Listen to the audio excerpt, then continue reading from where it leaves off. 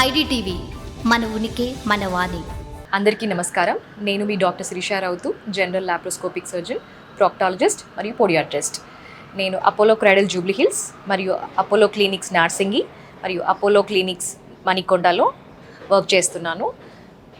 ప్రతి బుధవారం నకరికల్ నల్గొండ డిస్టిక్లో ఉదయం 10 గంటల నుండి సాయంత్రం 4 గంటల వరకు నేను అవైలబుల్లో ఉంటాను. అందరికీ జనరల్ సర్జన్ అంటే ఏం జాబ్ చేస్తారు, ఏం వర్క్ చేస్తారు అనేది ఉంటుంది. దాంట్లో మేము చేసేది ప్రముఖంగా ఏంటి అంటే పైల్స్కి, ఫిషర్స్కి, ఫిస్టులా నానో, పైలోనైడల్ సైనస్కి తగ్గ సర్జరీస్, పోడియాట్రీ అంటే ఫుట్ అండ్ యాంకిల్ డిసీజెస్, పాదం యొక్క ప్రాబ్లమ్స్, పాదంకి కాళ్ళలో ఏర్పడే గాయాలు, diabetic foot treatments, planter fasciitis అంటున్న కాళ్ళల్లో మడంలో నొప్పి అని, థైరాయిడ్కి సంబంధించిన సర్జరీస్, బ్రెస్ట్కి సంబంధించిన సర్జరీస్ మరియు hernia surgeries, gall bladder stones అంటే పిత్తాశయంలో రాళ్ళు అంటుంటారు, వీటన్నిటికీ మేము సర్జరీస్ చేయడం జరుగుతుంది. సర్జన్ అనగానే సర్జరీస్ అనని కాదు, మనం దాన్ని ముందు దశలో వస్తే మనం దానికి లైఫ్ స్టైల్ మోడిఫికేషన్ చేయడం కానీ లేదంటే మనకి మందులతో తగ్గించుకోవడం కానీ చేయొచ్చు. ఓన్లీ లాస్ట్ స్టేజెస్లో వస్తేనే దానికి మనం సర్జరీ అనేది కంపల్సరీ అవుతుంది.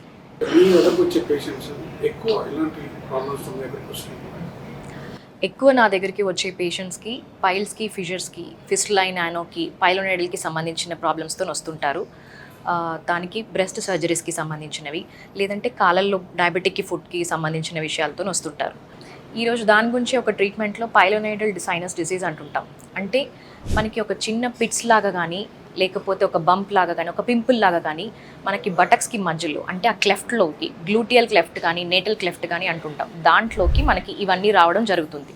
దానికి సంబంధించిన దాన్ని డిసీజ్నే పైలోనైడల్ సైనస్ డిసీజ్ అని అంటారు. సో ఇప్పుడు ఇది ఎలా ఉంటుంది అని అంటే దానికి సిమ్టమ్స్ ఏంటి, మనకి ఒక చిన్న పింపుల్ లాగా రావచ్చు, ఒక పస్ కారవచ్చు, ఒక చిన్న ఒక చీములాగా రావచ్చు, లేదంటే మనకి రెడ్నెస్ అంటే ఎరుపుదనం బాగా రెడ్నెస్ రావడము, పెయిన్ రావడము, లేకపోతే ఫౌల్ స్మెల్లింగ్ డిశ్చార్జ్ అంటుంటాం, అట్లాంటిది కూడా రావచ్చు. సో ఈ సిమ్టమ్స్ ఎప్పుడైనా ఉన్నప్పుడు మనకి డాక్టర్ని సంప్రదించడం అనేది కరెక్ట్.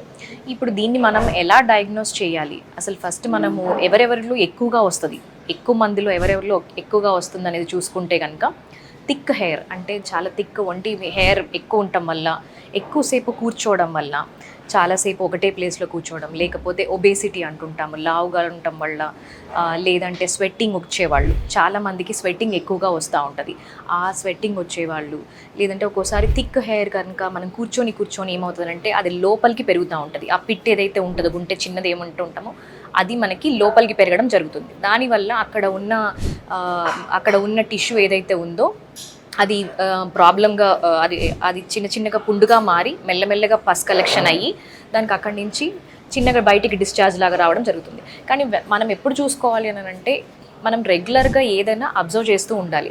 చిన్న పిట్స్ వచ్చినా కూడా మనకి ఏదైనా తేడాగా అనిపించినా, ఒకవేళ లేకపోతే మనకు అక్కడ నొప్పిలాగా అనిపించినా, రెడ్నెస్ అనిపించినా ఇమీడియట్గా కన్సల్ట్ చేయాలి. ఎందుకంటే స్టార్టింగ్ స్టేజ్లో ఉన్నప్పుడు మనం ఓన్లీ లైఫ్ స్టైల్ మోడిఫికేషన్ చేస్తే సరిపోతుంది. అంటే మంచిగా అక్కడ ట్రిమ్ చేసుకోవడం, హెయిర్ కంప్లీట్గా లేకుండా ట్రిమ్ చేసుకోవడం, లేదంటే ఎక్కువసార్లు ఒక టూ టైమ్స్ మనం బాత్ చేయడము, లూజ్ డ్రెస్సెస్, కాటన్ డ్రెస్సెస్ వేసుకోవడము, ఇట్లాంటివన్నీ మనం కేర్ తీసుకుంటే సరిపోతుంది. లేదు ఈ స్టేజ్ని కనుక మనము ఒకవేళ కంట్రోల్ చేయకుండా వదిలేస్తే కనుక అది ఎక్కువ శాతం అంటే చీమ ఎక్కువ కలెక్షన్కి వెళ్ళడము, లేకపోతే 1-2 పిట్స్ ఉండకుండా 2-3 పిట్స్ ఉండి దాని కింద అంతా ఒక టనల్ లాగా ఫామ్ అయిపోవడము, ఇవన్నీ జరుగుతుంటాయి.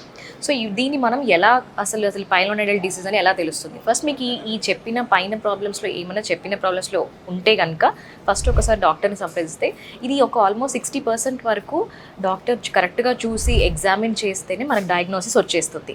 కాకపోతే మనకి ఎంఆర్ఐ అనేది చాలామంది తీపిస్తుంటాం. ఎందుకనంటే అది మనకి లోపల ఎంతవరకు డిసీజ్ వెళ్ళింది అంటే చీము ఎంతవరకు వెళ్ళింది, ఎన్ని ట్రాక్స్ ఉన్నాయి, ఒక్కొక్క ట్రాక్ట్ ఉందా లేకపోతే మల్టిపుల్ ట్రాక్స్ ఉన్నాయా, లేకపోతే దీని ట్రీట్మెంట్, దాన్ని బట్టి మనం ట్రీట్మెంట్ అనేది ఆల్టర్ చేస్తుంటాం. అందరికీ ఒకటే సర్జరీ అనేది చేయలేం కాబట్టి స్టేజ్ వైజ్గా ఎవరెవరికి ఎలాంటి టైప్ ఆఫ్ డిసీజ్ ఉందో చూసుకొని దాన్ని బట్టి మనం టైలర్ చేయాల్సింది ఉంటుంది. ఇప్పుడు మామూలుగా చిన్నగా ఉందనుకోండి, చిన్నగా ఉంటే ఓన్లీ హెయిర్ ట్రిమ్ చేయమంటాము, అక్కడక్కడ వరకు పిట్ తీసేస్తాము సరిపోతుంది. కానీ లేదు మనకి చీమ్ పట్టినప్పుడు ఏం చేస్తామంటే చీమ్ పట్టినప్పుడు ఒకటే సెట్టింగ్లో ఒకటే స్టేజ్ ప్రొసీజర్ మనం చేయలేము. చీమ్ పట్టినప్పుడు అక్కడక్కడ వరకు చీమ్ తీసేసి పుండు ఓపెన్ పెట్టి ఆ డ్రెస్సింగ్స్తోని మనం 1 మంత్కో 2 మంత్కో అన్ని క్లియర్ అయిన తర్వాత ఇంకో స్టేజ్డ్ ప్రొసీజర్లో మనం సర్జరీ చేయాల్సింది ఉంటుంది. అండ్ థర్డ్ థింగ్ ఇంకోటి ఏంటంటే, కొంతమందిలో ఇది రావడం ఒక 6 మంత్స్కి 1 ఇయర్కి మళ్ళీ రిపీట్ అవుతూ ఉంటుంది. ఇలాంటి వాళ్ళలో ఫ్లాప్ సర్జరీస్ అంటాం. అంటే అక్కడక్కడ వరకు ఏదైతే ఉంటుందో డైమండ్ షేప్లో మనము అది ఎక్సైజ్ చేసేసి దాని పక్కన ఉన్న మజిల్ని మనం తీసుకొచ్చి అక్కడ అటాచ్ చేస్తాం.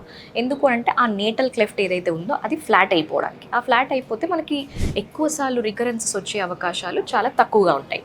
సో నెక్స్ట్ది ఇప్పుడు ఏంటి అంటే మినిమల్ ఇన్వెసివ్ టెక్నిక్స్. ఇప్పుడు అందరికీ ఇలా కావాలి, ఒక రోజులో సర్జరీ అయిపోతుందా, లేదంటే మార్నింగ్ అడ్మిట్ అయితే నైట్ వెళ్ళిపోవచ్చా, ఇలాంటి అడుగుతుంది. ఎందుకంటే అందరు జాబ్ చేసేవాళ్ళు, వర్క్ చేసేవాళ్ళు ఎక్కువగా ఉంటారు. వాళ్ళకి 2-3 డేస్ సర్జరీ చేసి ఉండి మళ్ళీ సూచరింగ్ అని రిమూవల్ అని అంటే చాలా కష్టమవుతుంది. సో ఈ మినిమల్ ఇన్వెసివ్ టెక్నిక్స్లో కొన్ని టెక్నిక్స్ ఉన్నాయి. గిప్స్ ప్రొసీజర్ అంటాం.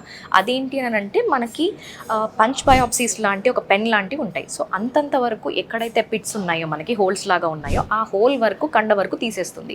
హెయిర్ కండ అంతవరకు వచ్చేస్తుంది. సో అది చాలా చిన్న వూండ్స్ ఉంటాయి కాబట్టి మనకి తొందరగా మానే అవకాశాలు కూడా ఫాస్ట్గా ఉంటుంది. అండ్ వర్క్ కూడా వాళ్ళు ఆల్మోస్ట్ 1 వీక్ 10 డేస్కి వెళ్ళిపోవచ్చు. ఇంకొకటి ఇప్పుడు లేటెస్ట్గా వచ్చింది ఏంటంటే వ్యాప్స్ అంటుంటాం మనం. అది లేజర్ రిలేటెడ్ అనమాట. సో మనం అది ఎండోస్కోపిక్ కూడా, ఇప్పుడు మనం లాప్రోస్కోపీ ఎలా అయితే చేస్తామో అబ్డామిన్కి, దీనికి ఎండోస్కోప్ అంటే చాలా చిన్న ఎండోస్కోప్ ఉంటుంది. ఆ ఎండోస్కోప్ ఒక హోల్లో నుంచి పెట్టి చూసి ఎక్కడెక్కడ వరకు పిట్స్ ఉన్నాయి అది మనకు క్లియర్గా విజువలైజ్ చేస్తూ, అంటే ఎక్కడెక్కడ హెయిర్ ఫాలికల్ ఉంది, ఎక్కడెక్కడ పిట్స్ ఉన్నాయి, ఎక్కడెక్కడ యాప్సెస్ ఉంది, ఇవన్నీ చూసుకుంటూ దాన్ని హీల్ చేసుకుంటూ అది దాని ప్రకారంగా అక్కడ ఉన్న డెబ్రీ అంటుంటాం. అంటే దాని డర్ట్ అంతా, ఈ హెయిర్ అంతా కలిపి ఒక ఉండలాగా తయారైపోతుంది. సో అవన్నీ మనం తీసేసేయడానికి, మళ్ళీ ఎలా ఉందో చూసుకోవడానికి కూడా మనకి ఎండోస్కోప్ అనేది చాలా పర్ఫెక్ట్గా పనిచేస్తుంది. దీని తర్వాత ఇది అవ్వంగానే ఇమీడియట్గా మనం అప్పుడు లేజర్ పద్ధతుల ద్వారా మనం దాన్ని, ఆ పిట్ని ఏదైతే ఇలా ఉంటుందో ఆ హోల్ని, ఆ టనల్ని మొత్తం మనం అది క్లోజ్ చేసేసేయచ్చు. అండ్ దీని ద్వారా మనం మార్నింగ్ చేస్తే నెక్స్ట్ డే వెళ్ళిపోవడం అవుతుంది. పేషెంట్ కూడా చాలా కంఫర్టబుల్గా ఉంటుంది, వర్క్ కూడా ఈజీగా వెళ్ళిపోవచ్చు. అండ్ మోర్ ఓవర్ రికరెన్సెస్ కూడా చాలా తక్కువగా ఉంటాయి. కానీ అందరికీ ఎవరికైనా కూడా ఏంటి అని అంటే, ఇది అయిపోయిన తర్వాత మేము ఇప్పుడు right now laser reduction procedures advice చేస్తున్నాం. ఎందుకంటే అది లేజర్ రిడక్షన్ ప్రొసీజర్స్ వల్ల ఏంటి అంటే మనకి రావడం వచ్చే thick density of the hair తగ్గుతుంది. చాలా వరకు తగ్గడం వల్ల ఈ ప్రాబ్లమ్స్ అనేవి చాలా వరకు 99% రిపీట్ అవ్వకుండా చూసుకోవచ్చు.